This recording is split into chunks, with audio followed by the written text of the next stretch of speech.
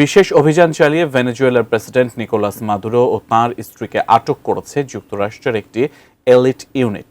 তবে ভেনেজুয়েলার ভেতরে ঢুকে এত উচ্চ নিরাপত্তা বেষ্টিত লক্ষ্যবস্তুতে কিভাবে সফল হলো এই অভিযান, এ নিয়ে বিশ্ব রাজনীতিতে ঘুরপাক খাচ্ছে নানা প্রশ্ন। সবচেয়ে বড় প্রশ্ন, যুক্তরাষ্ট্রকে সহায়তা করেছে কারা? সেই অজানা দিকগুলোই তুলে ধরছেন শিহাব ইসলাম।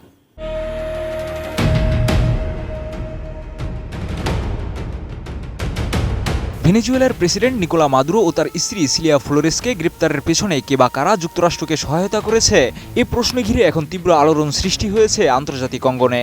রয়টার্সের এক অনুসন্ধানী প্রতিবেদনে উঠে এসেছে, এই অভিযান ছিল মাসের পর মাস ধরে চলা একটি গোপন ও জটিল পরিকল্পনার ফল।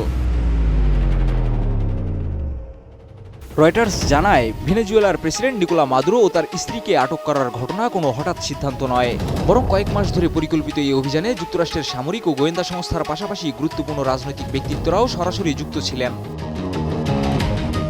আমি বুঝি নির্মাণের শিল্প, সালাম স্টিল বোঝে ডিউরেবিলিটি। সালাম স্টিল, মোস্ট ডিউরেবল স্টিল।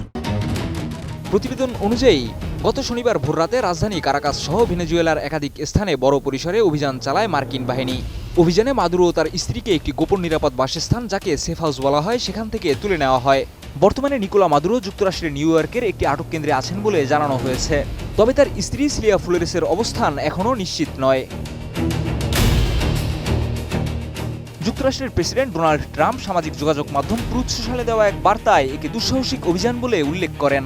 এছাড়া রয়টার্সের সূত্রগুলো বলেছে, এই অভিযানে যুক্তরাষ্ট্রের ডেল্টা ফোর্স সহ এলিট সেনারা অংশ নেয়। মাদুরোর নিরাপদ বাসস্থলের একটি হুবহু প্রতিরূপ তৈরি করে সেখানে প্রবেশের মহড়াও চালানো হয়েছিল আগেই। অভিযান বাস্তবায়নে একটি বিশেষ কোর টিম কাজ করছিল বলেও জানা গেছে। এ দলে ছিলেন ট্রাম্পের ঘনিষ্ঠ সহযোগী স্টিফেন মিলার, পররাষ্ট্রমন্ত্রী মার্কো রুবিও, প্রতিরক্ষামন্ত্রী পিট হেগসেথ এবং সিআইএ পরিচালক জন র্যাডফ্লিক। তারা নিয়মিত বৈঠক ও ফোনালাপের মাধ্যমে পরিকল্পনাটি এগিয়ে নেন এবং প্রায়ই প্রেসিডেন্ট ট্রাম্পকে অগ্রগতি জানাতেন। সবচেয়ে গুরুত্বপূর্ণ ছিল সিআইএর ভূমিকা।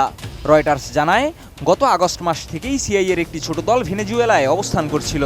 তারা মাদুরোর দৈনন্দিন চলাফেরা, নিরাপত্তা ব্যবস্থা ও অভ্যাস সম্পর্কে গভীর তথ্য সংগ্রহ করে।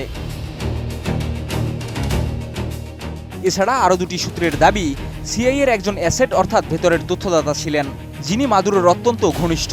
তিনি নিয়মিত মাদুরোর গতিবিধি পর্যবেক্ষণ করতেন এবং অভিযানের সময় তার সঠিক অবস্থানের তথ্য দিতে প্রস্তুত ছিলেন। শিহাব ইসলাম, এটিএন নিউজ।